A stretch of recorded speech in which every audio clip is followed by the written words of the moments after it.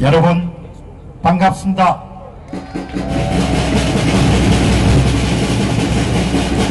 정말 고맙습니다. 그리고 여러분 정말 감사합니다. 오늘 저는 여러분들에게 말씀드리고 싶은 것은 참 많지만 허락된 시간이 그렇게 많지 않기 때문에 제가 여러분들에게 전달하고 싶은 메시지를 짧고 굵게 그리고 단호하게 말씀을 드리도록 그렇게 하겠습니다. 나라가 정말 어렵습니다. 나라가 정말 이렇게 그동안 살아오면서 항상 그 대한민국의 앞날은 밝고 맑았습니다. 그러나 지난 한 3, 4년 전부터 정말 경제 전문가 입장에서 보더라도 나라의 앞이 보이지 않습니다. 그러니까 우리가 지난 70년 정도 한숨과 눈물과 피와 땀을 이용해 가지고 만든 것은 경제가 전체적으로 잘 이렇게 잘 짜여진 일종의 생태계를 만들어냈습니다마는 그 생태계가 원전 산업으로 중심으로 시작해 가지고 제조업 분야는 거의 와해되거나 붕괴돼가는 그런 것을 직접 목격하기도 하고 현장에서 활동하시는 그런 사업가들을 만나면서 정말 그런 부분을 많이 이렇게 체감하고 있습니다. 그러나 그렇게 만든 생태계가 얼마나 중요하고 귀중한지에 대해서는 현재 집권 세력들은 이해가 모자라는지 아니면 알고 싶지 않은지 그렇게 정확하게 그 이유를 알 수 없습니다만은 이 상태대로 가면은 나라의 제조업 기반부터 시작해서 많은 부분들이 와해되고 말지 않겠느냐 그런 생각을 저는 하고 있습니다. 그리고 그 첫 번째 시범 케이스가 원자력 산업의 생태계라고 봅니다. 그 원자력 산업 생태계는 지난 60년 정도 이승만 대통령이 각국으로부터 받았던 원조 자금을 조금씩 모아가지고 해외에 국비 유학생을 보내면서 한국의 원자력 산업이 태동했습니다. 그러나 그 귀한 원자력 산업 그리고 중국과 러시아를 완전히 제칠 수 있으면 전 세계를 압도할 수 있는 그런 산업 기반이 아주 빠른 속도로 이렇게 무너져 내리고 있습니다. 그동안에 저의 관심은 제 자신이 경제 문제를 오랫동안 지켜봤기 때문에 어떻게 하면 좀 잘 살 수 있을 것인가, 어떻게 하면 성장률 좀 끌어올릴 수 있을 것인가, 어떻게 하면 일반 국민들의 지갑이 좀 더 넉넉해지고 두둑해질 수 있도록 만들 것인가, 그런 부분에 항상 관심을 가져왔습니다. 그러나 이번에는 그야말로 한 번도 꿈꿀 수 없었던 선거에서의 문제가 발생했다는 사실을 제가 알고 그 문제를 집중적으로 알리는 그런 일을 하고 있습니다. 여러분들이 아시다시피 선거라는 것은 자유민주주의 체제의 기본이자 토대이자 근간이자 근본이자 거의 전부에 해당합니다. 모든 권력은 공정한 선거 위에 기초하고 있습니다. 선거가 흔들린다는 것, 선거가 불공정한 방법으로 추진된다는 것은 그 자체가 누가 권력을 잡고 아니고의 문제에 그치지 않고 체제의 근간과 기본과 토대 자체를 뒤엎는 것에 해당하는 것이죠. 그렇기 때문에 오늘 이 장소에 오신 많은 애국 시민들과 마찬가지로 저 역시 이번에 문제가 되고 있는 선거의 조작 문제, 개표 조작 문제를 그냥 단순히 먹고 사는 차원의 문제가 아니고 우리의 생존과 번영의 가장 중심적인 문제를 유지할 수 있느냐, 보호할 수 있느냐, 그 문제와 관련되어 있다고 봅니다. 여러분들 그렇게 생각하시죠? 여러분, 저는 정치가가 아니기 때문에 현재 21대 총선을 대단히 학구적으로 접근했습니다. 제가 처음에 이 문제를 시작한 것은 남양주시에서 나온 빳빳하게 이렇게 펴진 백매 묶음이 이 차곡차곡 쌓이는 광경을 한 신민 기자분이 제보하시는 그 영상을 보면서 제가 의문을 갖기 시작했습니다. 그게 4월 16일입니다. 그 영상이 4월 16일 저녁에 올라가니까 4월 17일 날 해당 선관위에서 전화를 해서 선거법 관련된 문제가 있으니까 내려달라 그렇게 이야기를 해서 왜 뭐 골치가 아프지 않습니까? 경찰서 오라 가라 이렇게 하면 그래서 그걸 내렸습니다. 거기서부터 시작이 됐습니다. 그러니까 4월 17일부터 본격적으로 한국의 선거 문제를 접근하기 시작을 했습니다. 어떤 종류의 정치적 배경도 없이 저는 그야말로 아주 분석적이고 아주 학자적 시각에서 접근했습니다. 그런데 제가 이게 근본적으로 문제가 있다고 이렇게 판단한 것은 4월 23일입니다. 그날이 토요일입니다. 한양공대에서 공화학을 전공하신 윤정수란 분이 저한테 테이블을 만들어 가지고 도표를 만들어서 보냈습니다. 저는 그 도표를 쫙 보자마자 여기에 조작이 있겠구나 라는 생각을 가지고 집중적으로 파고들었습니다. 그렇기 때문에 오늘날 한국의 많은 그런 분들이 이 문제를 파고들지만 가장 처음부터 시작해서 가장 학자적으로 가장 분석적으로 추구한 인물 가운데 한 사람이 아마 제가 아니겠냐 이렇게 생각하고 있습니다. 여러분, 그런데 그런 문제의식을 갖고 있었기 때문에 23일 날 4월 23일 날 조슈아 씨가 10군데에 자기의 엑셀 분석 자료를 보냈습니다. 그걸 제가 4시 정도 보고 그리고 완전히 확정을 했습니다. 이 양반들이 조작을 했구나. 엑셀 데이터를 보고 저는 젊은 날 데이터 훈련을 받았기 때문에 그 숫자를 보는 감각이 있는 거죠. 그러니까 기자 출신들하고 달리 숫자를 가지고 훈련을 받았기 때문에 숫자를 보면 그 숫자에 대한 감각이 여전히 살아있는 겁니다. 그래서 4월 23일 날 아침부터 시작해 가지고 여러분들 방송을 본격적으로 하면서 제 자신이 연구를 시작을 했습니다. 그리고 나서 한 달이 훨씬 넘었습니다. 제가 여러분들에게 중간 결과를 말씀드리게 되면은 민메인 교수라든지 그렇게 훌륭하신 분들도 분석을 많이 했지만 여러분, 저한테 사람들이 이렇게 묻습니다. 공박사 이렇게 앞에 선구작처럼 가다가 혹시 잘 안되면 당신 어떻게 하냐? 당신 생각해서 그러는데 당신 그렇게 잘 안되면 어떻게 되냐? 여러분, 이미 성부는 끝났습니다. 그 성부가 어디에 있느냐? 여러분, 어디에 있다고 생각합니까? 사람들은 저 창고에 숨겨진 표를 찾습니다. 여러분, 그 증거는 21대 총선 통계 데이터가 중앙선거관리위원회가 발표했습니다. 그 자료 안에 모든 증거가 다 들어있습니다. 여러분, 통계나 데이터나 숫자는 무지막지합니다. 안면을 봐주지 않습니다. 며칠 전에 제가 만난 숀 박사란 분이 젊은 날에 미국의 어바나 샴페니안 대학에서 숫자 이론을 가지고 박사학위를 받았습니다. 그분 말씀이 이렇다고면요, 숫자를 이길 수 있는 세력은 세상에 아무도 없다는 겁니다.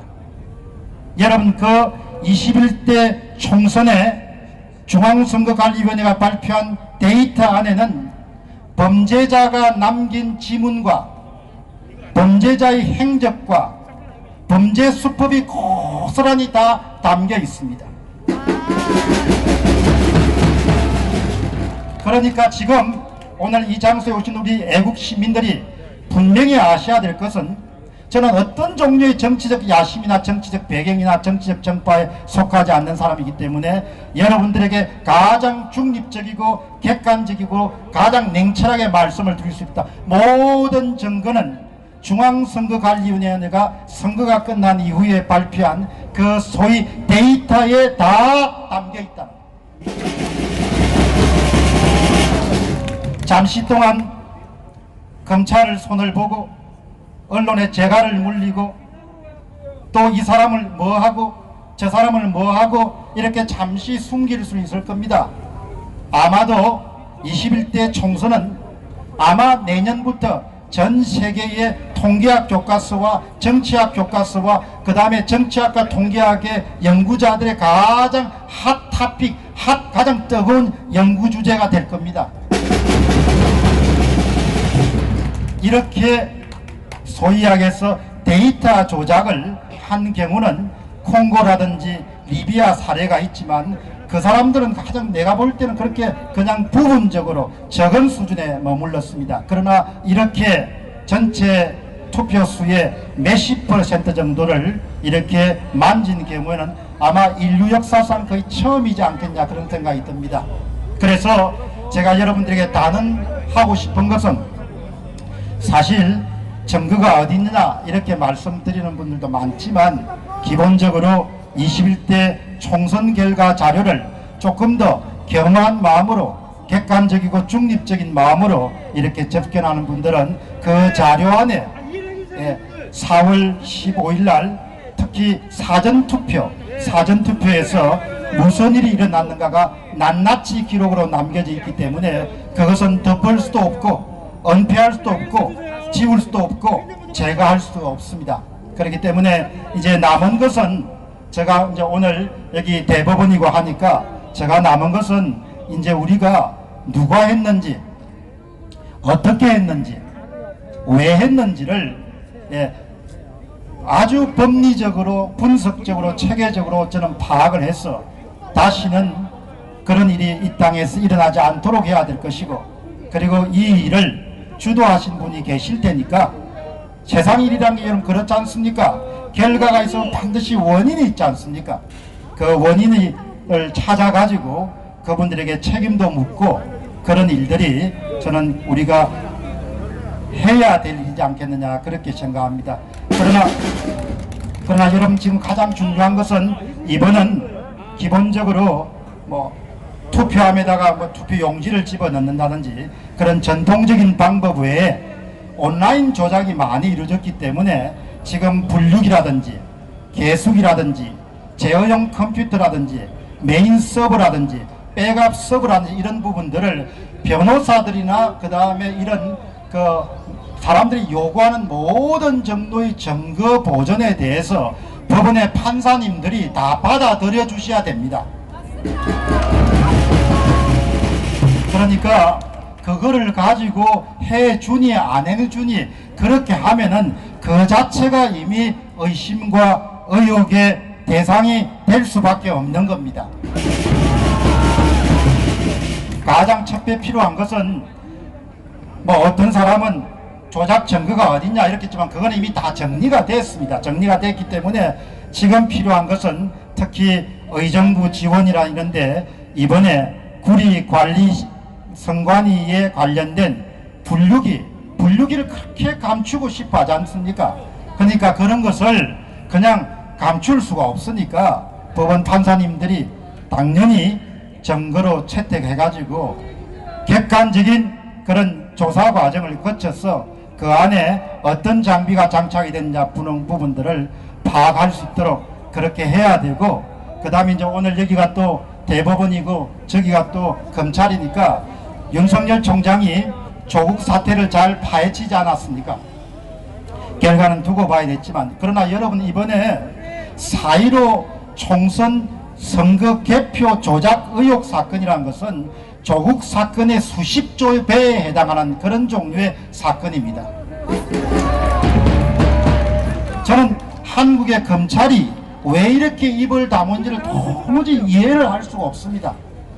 사실 윤석열 검찰총장과 제가 동년배입니다. 동년배인데 윤 총장이 이번에는 정말 제대로 한국의 선거 부정 사태를 조사를 저는 해야 된다고 보고 그 다음 여러분 보시죠. 한국에 참 앞으로 역사가 어떻게 기록하겠습니까? 지금 한국의 주류 언론들 다 입을 다물지 않습니까? 어떻게 언론이 이렇게 침묵할 수 있냐 이야기죠. 부담이 되면 찬반이라도 소개를 해줘야 되지 않냐 소개를. 그래서 지금은 이제 말로 해가지고는 안 되니까 오늘 이 자리에 오신 우리 외국 시민들이 매주 토요일 날 이렇게 모이셔서 요구를 하고 또 이렇게 압박을 하고 그렇게 해야 저는 움직일 수 있지 않겠냐 생각이 들고요. 그 다음 여러분 한번 생각해 보시기 바랍니다. 선거를 만일 조작할 수 있으면 그 다음에 뭘 못하겠습니까? 제가 이번에 이 문제를 파고들기 시작한 것은 선거를 조작할 수 있는 종류의 정치 세력 같으면 모든 것을 자신들이 원하는 대로 다 할 수 있다는 것이죠. 그래서 여러분 지금 우리는 선거 부정 문제를 가지고 정부의 또 집권 세력에 강하게 요구하고 있지만 현재 이 한국의 4.15 부정선거 의혹 사건은 기본적으로 선과 악의 싸움입니다. 4.15 부정선거의 의혹 사건은 거짓과 참의 싸움입니다. 4.15 총선의 개표 의혹 사건은 진실과 거짓의 대결입니다. 4.15 총선 의혹 사건은 삶과 죽음의 대결 구도입니다. 4.15 총선의 의혹 사건은 생존과 번영을 가느냐 아니면 노예의 길로 가느냐의 대결 구도입니다. 그래서 정말 많은 국민들이 눈앞의 이익뿐만 아니고 이 문제를 자기 문제처럼 받아들이셔야 되고 아이들 세대가 노예의 길로 살아가지 않기 위해서는 우리 세대가 더 많이 노력을 해야 되고 더 많이 알려야 되고 더 많이 헌신해야 되고 더 많이 저는 노력해야 된다고 생각합니다. 여러분 그렇게 생각하시죠? 그래서 여러분 좀 고단하시더라도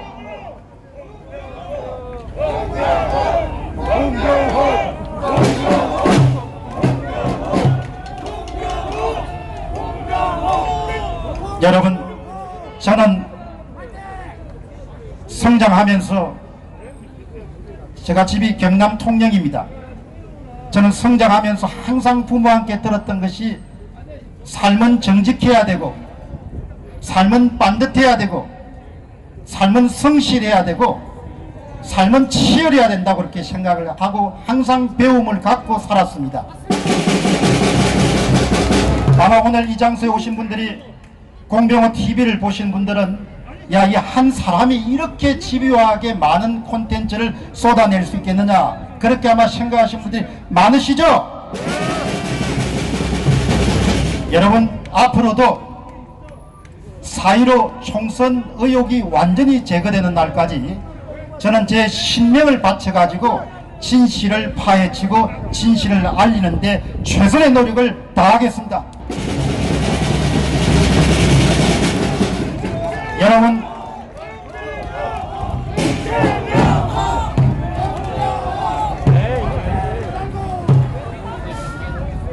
여러분 우리가 지금 어려운 시기를 맞지만 저는 제가 믿고 따르는 예수 그리스도를 항상 생각할 때마다 이 나라의 지난 80년 70년 세월을 보면은 한시도 좌익과의 싸움에서 쉬웠던 적이 한 번도 없었습니다. 1945년도 우리가 해방을 맞았을 때 그 해방 전국의 혼란스러움과 그때부터 이미 좌와 우의 전쟁이 벌어지고 지금까지도 계속되고 있는 겁니다. 그렇기 때문에 여러분 저는 우리 민족을 특별히 하나님이 귀히 쓰는 그런 민족이라고 저는 생각하기 때문에 분명히 우리가 경험하고 있는 고난은 그 속에 주님의 뜻이 있으리라고 굳게 믿습니다. 그래서 우리가 승리하는 날까지 여러분과 제가 함께 손을 맞잡고 힘차게 전진해 나가시기를 기도하겠습니다. 감사합니다.